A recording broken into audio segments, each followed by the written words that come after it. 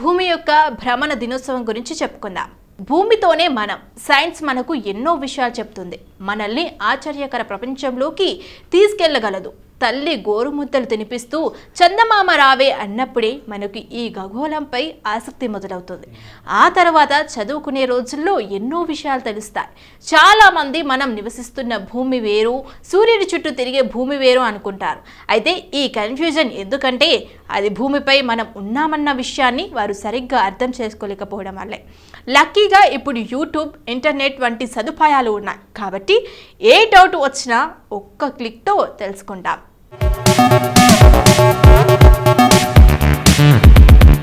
మరి మనం నివసిస్తున్న ఈ భూమి గిరగిరా తిరుగుతున్న మనకు ఏనాడు అలా కనిపించదు.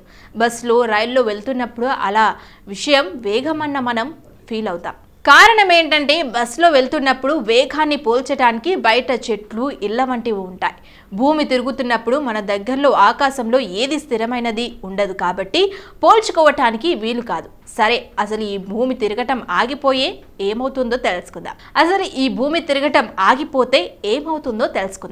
ఈ భూమి తిరగటం మీరు చూడాలి అనుకుంటే నాసా లైవ్ వీడియోలో చూడొచ్చు.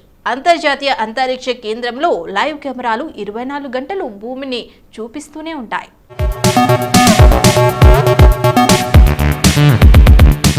ఇక అందులో భూమి ఎలా ఎడమవైపు నుంచి కుడివైపు తిరుగుతుందో గ్రహించగలరు. భూమి ఎలా తిరుగుతోంది కాబట్టే మనకు 24 గంటల్లో ఓ రోజు పూర్తవుతుంది. అందులో 12 గంటలు వెలుతురు, 12 గంటలు చీకటి ఉంటాయి. కాలాన్ని బట్టి వెలుతురు పెరగడం, తగ్గడం జరుగుతోంది. భూమి తిరగడం వల్లే వాతావరణంలో మార్పులు వస్తున్నాయి. మరి సడన్ గా ఈ భ్రమణం ఆగిపోతే ఏమవుతుంది? నిజానికి భూమిని ఆపే శక్తి దేనికి లేదు. వాతావరణంలోని ఏది భూమిని తిరగకుండా ఆపలేదు. చెప్పాలంటే భూమి 450 కోట్ల సంవత్సరాల కిందట ఏర్పడినప్పటి నుంచి తిరుగుతోంది. విశ్వంలో వివిధ గ్రహాల మధ్య ఉండే ఆకర్షణ, వికర్షణ బలాలు, చందమామ ప్రభావం, సముద్ర అలలు ఇవన్నీ భూమిని గిరగిరా తిరిగేలా చేస్తాయి.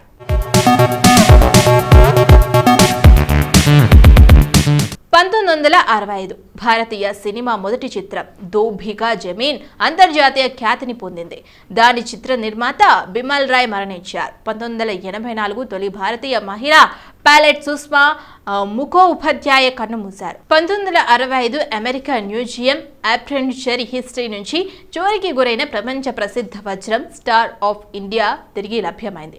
1995 ఆంధ్రప్రదేశ్లో తూర్పుగోదావరి జిల్లా పాసర్లపూడి వద్ద ONGCకి చెందిన రింగ్లో బ్లో అవుట్ అయింది.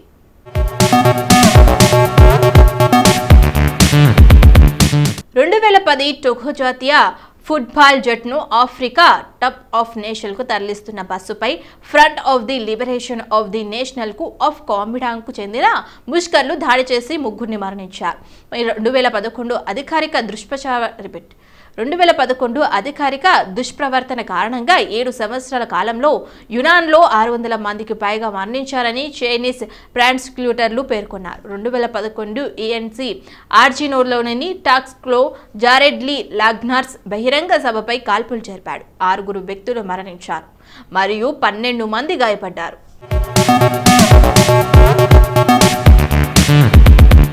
2012 15 మంది జార్జియన్ సైనికులు సముద్రపు దొంగలచే బందీలుగా ఉన్న 1 సంవత్సరం తర్వాత సోమాలియా ప్రభుత్వం చేసిన ప్రయత్నాల ద్వారా విడుదల చేయబడ్డారు. 2013-2012 వాతావరణాన్ని US శాస్త్రవేత్తలు ఎన్నడూ నమోదు చేయని అత్యంత వేడి సంవత్సరంగా నమోదు చేశారు. ఇది అత్యంత వేడిగా ఉందని వారు ప్రకటించారు. 2014 67వ బ్రిటిష్ అకాడమీ ఫిల్మ్స్ అవార్డు నామినేషన్లు ప్రకటించబడ్డాయి. శాండ్రా బుల్లాక్ తన చిత్రం గ్రావిటీకి ఉత్తమ నటిగా ఎంపికైంది. దీనికి అల్ఫోన్సో క్యూరాన్ దర్శకత్వం వహిస్తున్నారు.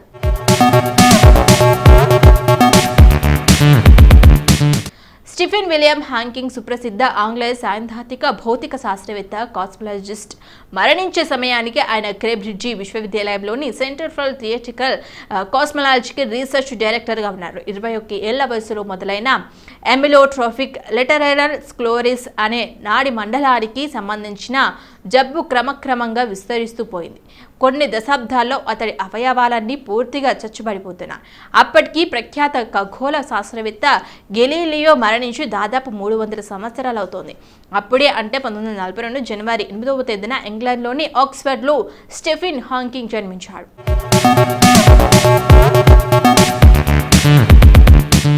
డేవిడ్ రాబర్ట్ జోన్సా, వృత్తిపరంగా డేవిడ్ బోమే అని పిలుస్తారు. ఒక ఆంగ్ల నాయకుడు, పాఠాల రచయిత, సంగీతకారకుడు మరియు నటుడు, సంగీత పరిశ్రమలో ప్రముఖ వ్యక్తి. అతను 20వ శతాబ్దపు అత్యంత ప్రభావవంతమైన సంగీతకారుల్లో ఒకరిగా పరిగణించబడ్డారు. బౌవీ విమర్శకులు మరియు సంగీతకారులచే ప్రశంసించబడ్డారు.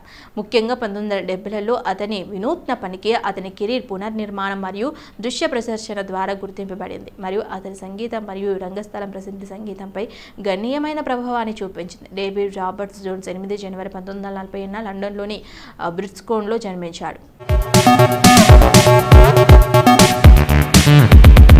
పసునూరి రవీంద్ర కవిగా, రచయితగా, తెలుగు సాహితీ జత్తుకు సుపరిచితుడు. తెలంగాణ రాష్ట్రం నుండి తొలిసారిగా కేంద్ర సాహిత్య అకాడమీ యువ పురస్కారం అందుకున్న రచయిత.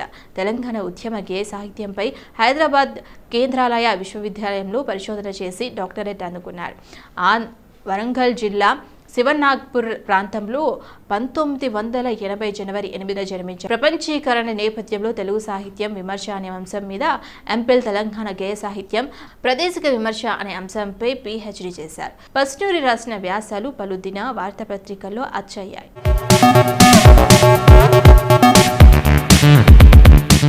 తరుణ్ పేరు కలిగిన తరుణ్ కుమార్ తెలుగు సినిమా నటుడు. ఇతను మాస్టర్ తరుణ్ పేరు మీద బాలనటుడిగా చాలా సినిమాలలో నటించాడు. ఇతడు సినీ నటి రోజా రమణి కుమారుడు. అంజలి సినిమాలో తన నటనకు జాతీయ స్థాయిలో ఉత్తమ బాలనటునిగా అవార్డు అందుకున్నాడు. చిన్నతనంలో తరుణ్ మణిరత్నం యొక్క నాయకగన్ మరియు అగ్ని నక్షత్రం వంటి చిత్రాలకు అభిమాని మరియు తమిళ భాషా చిత్రం అంజలిలో దిక్కుతోచని శ్యామ్లీ సోదరుడిగా నటించే ప్రతిపాదనను అంగీకరించాడు. అతను ఈనాడు టీవీ కోసం తెలుగు భాష టెలివిజన్ సీరియల్ వండర్ బాయ్లో కూడా పనిచేశాడు.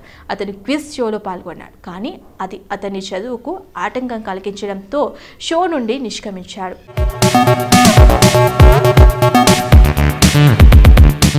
సో ఇదండి ఇవాల్టి best of the day episode. ఈ ఎపిసోడ్ అనేది ఈ రోజుకి సంబంధించి కొన్ని ఆసక్తికరమైన విశేషాలు తెలుసుకోవడానికి ఉపయోగపడిందని అనుకుంటున్నాం. మళ్ళీ రేపటి ఎపిసోడ్లో మళ్ళీ కలుసుకుందాం. అప్పటి వరకు బాయ్ బాయ్.